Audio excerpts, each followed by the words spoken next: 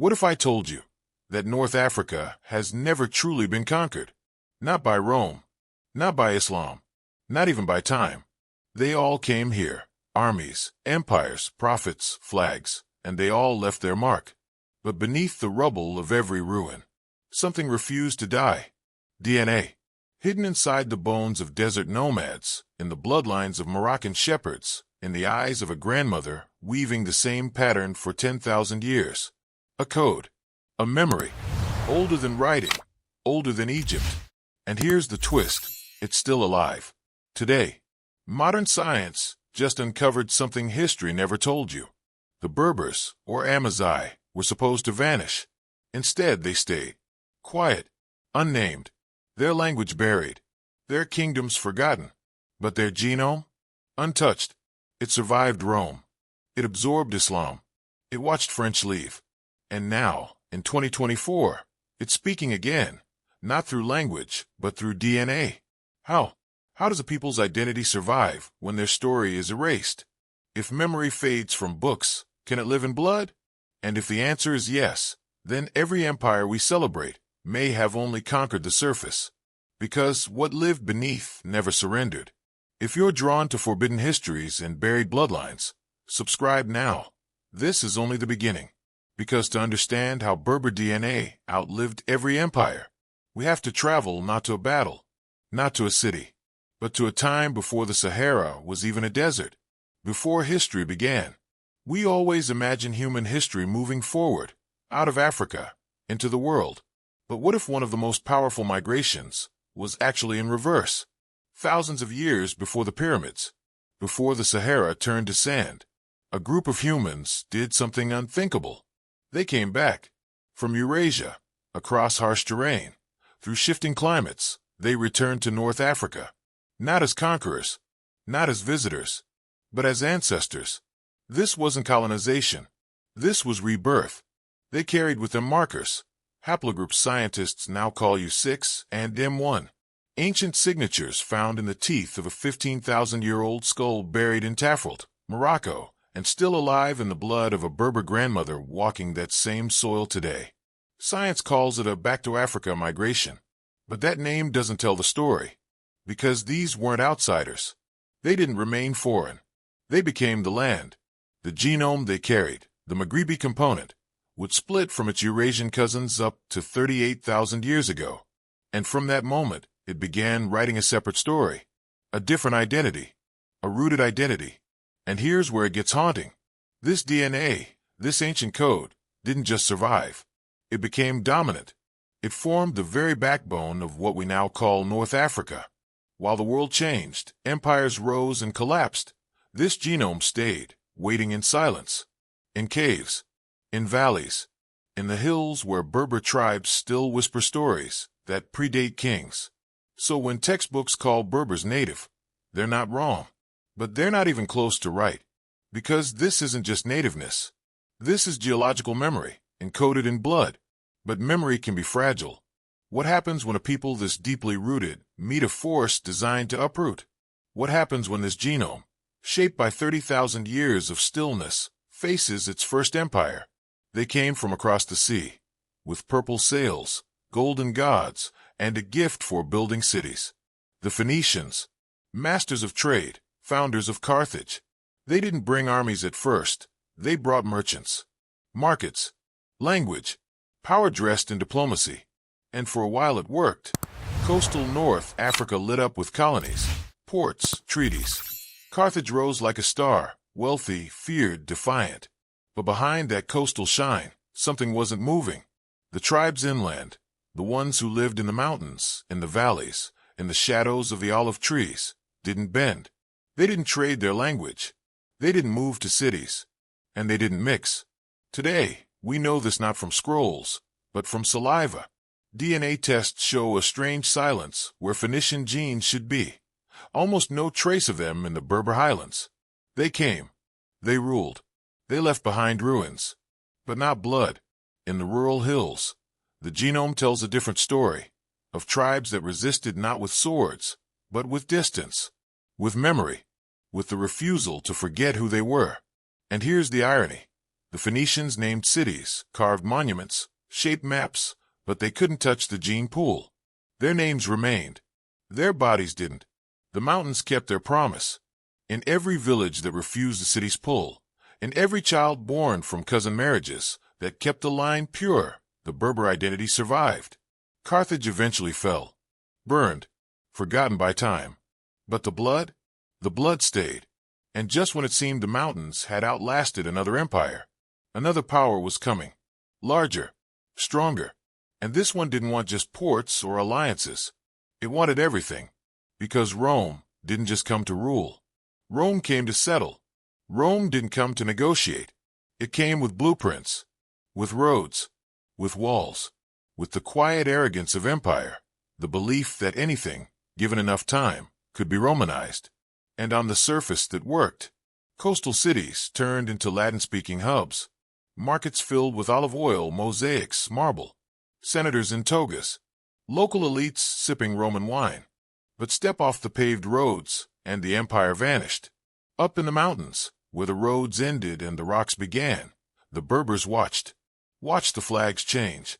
Watched the Latin flow through cities like water over stone, but never soaking in. The Romans called them non-Romanized tribes, outsiders in their own land. But here's what Rome didn't know. DNA doesn't care about law, or architecture, or empire. And in those mountain villages, the genome was unmoved. Genetic studies show Rome left only shallow fingerprints, mostly on the coast. Inland, the Berber DNA stood untouched, unchanged. But another presence entered.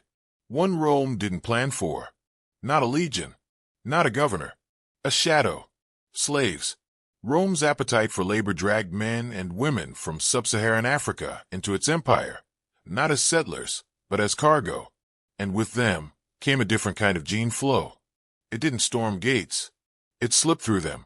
Sub-Saharan haplogroups began showing up in the mitochondrial lines, carried by the stolen, folded into cities, mixed quietly into coastal families.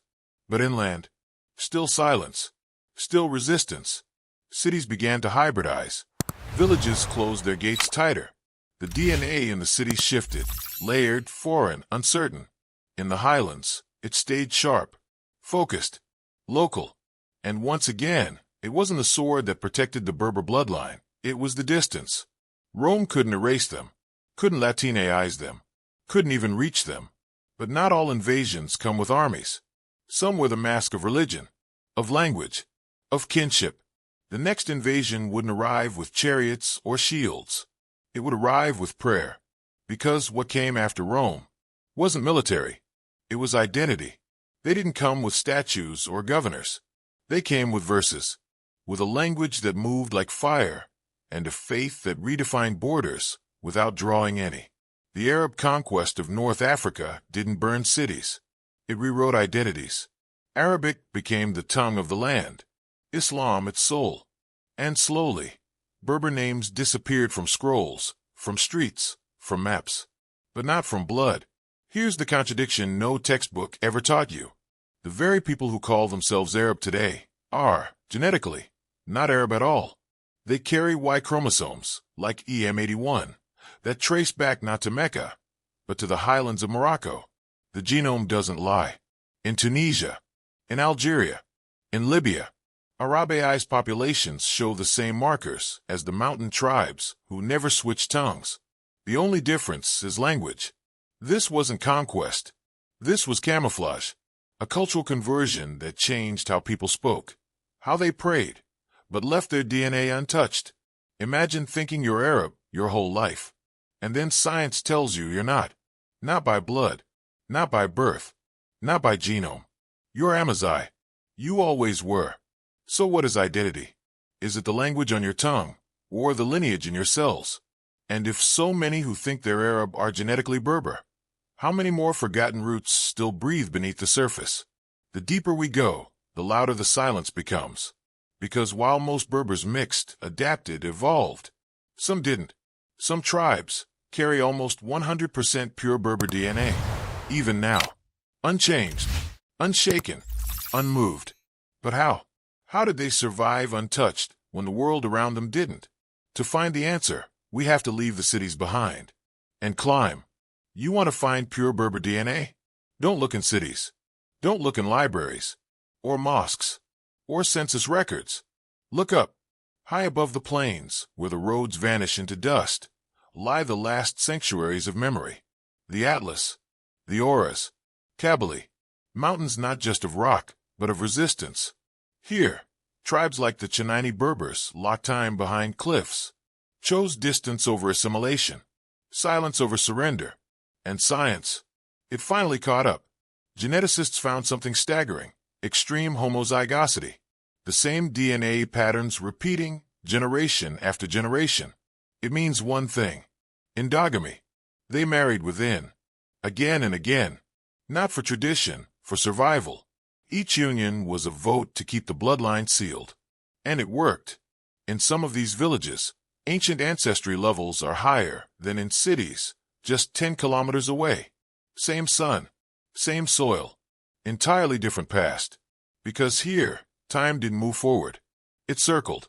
An aerial view of these peaks feels almost sacred, like flying above memory itself. The Berber language still spoken, the rituals still practiced, the genome almost untouched. But listen closely. That silence you hear? It's not just preservation. It's isolation. Because the same walls that kept the world out, kept their world in. And over time, isolation starts to take something back. Behind the purity is a price. And now we have to ask, what does it cost to stay unbroken? We talk about purity like it's a virtue. But purity has a price. Up in the mountains, where the Berber genome stood its ground, something else was happening, quietly, over generations. Isolation wasn't just a wall against outsiders. It became a loop. Villages where everyone knew everyone. Marriages arranged not for love, but for lineage. Cousins marrying cousins, not by accident, but by design. It was survival, written into the family tree. And at first it worked. The Maghrebi DNA stayed strong, unmixed, intact. But the cost? Runs of homozygosity. Long, repeated stretches in the genome, like echoes bouncing in a cave too small to escape. It's a genetic bottleneck. Fewer ancestors, fewer branches, and sometimes fewer choices. And still, they kept doing it. Because every generation understood, mixing meant forgetting. And forgetting wasn't an option. So the wedding songs played. The same bloodlines intertwined. And identity held its breath. You might call it inbreeding. They called it protection. From dilution. From erasure. From everything the outside world kept trying to rewrite. Because in the mountains, isolation wasn't ignorance. It was resistance. A slow, quiet, intentional rebellion. Passed down through marriage, not war. But even the highest peaks can't hold back every storm. Not all outsiders came with swords. Some came with silence. They didn't conquer. They stayed. And what they left behind changed everything. They didn't come with fire. They didn't march or demand. They arrived quietly, in chains and in ships. After Rome, something began to shift beneath the surface of North Africa. Not in armies, but in ancestry. Along the desert routes and the coastlines, new blood slipped in. Not by conquest, by commerce. The trans-Saharan slave trade. Maritime migrations. Silent admixtures. Men taken from sub-Saharan Africa. Sold, scattered, resettled. Some lived, some perished, most were forgotten. But their genes weren't. Mitochondrial lineages, the kind passed down by mothers, began to change. Sub-Saharan L lineages crept into the Berber genome. And here's the twist. It wasn't even across the board. Most of the time, it wasn't Berber men mixing with foreign women. It was the other way around. Foreign men, local women. The conqueror's pattern. But not always. In one place, far out in the Atlantic, the pattern flipped. The Canary Islands. The Spanish came in the 1400s. They killed, settled, claimed. And yet, centuries later, genetic studies show the Y chromosomes, the male Berber lines, are gone, erased. But the maternal lines? The mtDNA. Still Berber. U6, U5, M1. Survivors in the blood, long after the bodies were buried. It's a haunting reversal. Proof that even when a people disappear from history, they may still live inside the people who replaced them. But in North Africa, something even more mysterious remained. Through every storm, Roman, Arab, Ottoman, European, through every mixture and migration, there was one thread that never broke. One genetic whisper, older than any ship, any trade, any name. And it kept showing up. In every generation, in every tribe, in every test. A code that refused to be overwritten. But how? How could something so ancient still speak? And who were the people who never let it die? That ancient code, the one that never faded, it has a name. EM81, a marker etched deep into the Y chromosome, passed from father to son, from warrior to shepherd, from forgotten king to unknowing boy. It's not a symbol. It's not a story. It's proof. EM81 is the genetic signature of the Berbers, found in over 80% of Amazigh men in parts of Morocco and Algeria. No other population on Earth carries it in such high numbers. It doesn't whisper. It roars. And yet, for centuries, it was invisible, buried beneath new languages, new flags, new names. But when scientists began tracing this haplogroup, following it through time, it reappeared where no one expected, in the bones of the Guanches, the ancient people of the Canary Islands. They were Berbers, carried by wind and wave across the Atlantic, long before Columbus. Another forgotten empire, lost to memory, but not to genetics. And here's the part that twists the knife. Today, across the Maghreb, from coastal Tunisia to the Sahara edge, you'll meet people who call themselves Arab, who pray in Arabic, who speak in Arabic, but their blood, their fathers, their fathers' were Amazigh. EM81 runs through them like a hidden drumbeat, silent, steady. So even as Arabization swept the region, changing identity, culture, names, the genome said no. Berber genes still rule the land, but no one told them. They don't know they carry the blood of mountain rebels, desert traders, kings who stood when Rome fell. So now we have to ask, if you speak Arabic, but carry Berber DNA, if your culture changed, but your chromosomes didn't, who are you? So what does that make them? And what does that make us? You can change a name. You can silence a language. You can outlaw a flag. But you can't erase what lives under the skin. For centuries, they told us the Berbers were fading, that they'd been absorbed, swallowed whole by Islam, by Arabization, by time. But the DNA never agreed. It stayed. Through conquest and conversion, colonization and collapse, it stayed. Languages shifted. Religions transformed. Clothing styles adapted. Scripts disappeared. But the genome, the core, didn't move. Generation after generation, it held its ground like a stone in the river. The water passed. The stone remained. And now, science has pulled back the curtain. Run the tests. Read the results. The Berber genome, that ancient Maghrebi code, survived everything. Rome, the caliphates, the Ottomans, France. It outlasted the sword, the scroll, the sermon, the school. And that raises a question none of us are ready for. If blood remembers what borders forget, if your body holds a truth your passport never mentions, then who are we really loyal to? Culture or ancestry? Is identity what we say or what we carry? Because when you peel back the stories we were told, the flags we were taught to wave, you don't just find one people. You find an empire built not on land, but in cells, an empire beneath the skin. And here's the part no one expects. This story doesn't end in North Africa, because the genes kept moving, across deserts, across seas, across centuries, and today they're still speaking, but not where you think. You think the story ends in the mountains, that once the Berbers lost their kingdoms, their language, their land, their legacy faded into silence. But DNA doesn't care about endings. It crosses oceans. It passes quietly, through marriage, through exile, through time. And one day, it shows up somewhere unexpected. Spain. Modern Iberian DNA carries a fingerprint, faint but unmistakable. A North African signal, not from recent migrations, but from centuries ago. From Berbers who crossed the strait, who built cities, taught science, changed language, and stayed. Not invaders, settlers. And their genes never left. Today, a farmer in rural Andalusia shares a genetic marker with a shepherd in the Atlas, a cafe owner in Marseille, a poet in Algiers. Different nations, different passports, same root. The Berber genome didn't stay behind walls. It slipped through history's cracks, left traces in cathedrals and kitchens, bloodlines and lullabies. Because the truth isn't that Amazigh DNA survived history. The truth is it wrote it, and it's still writing. In accents, in surnames, in children who never knew they carried empires in their cells. So when we ask, where did the Berbers go? Maybe we've been looking in the wrong direction, because one of them might live next door. And this is only the beginning. Next episode, we follow the Moorish DNA that still shapes Spain, even now.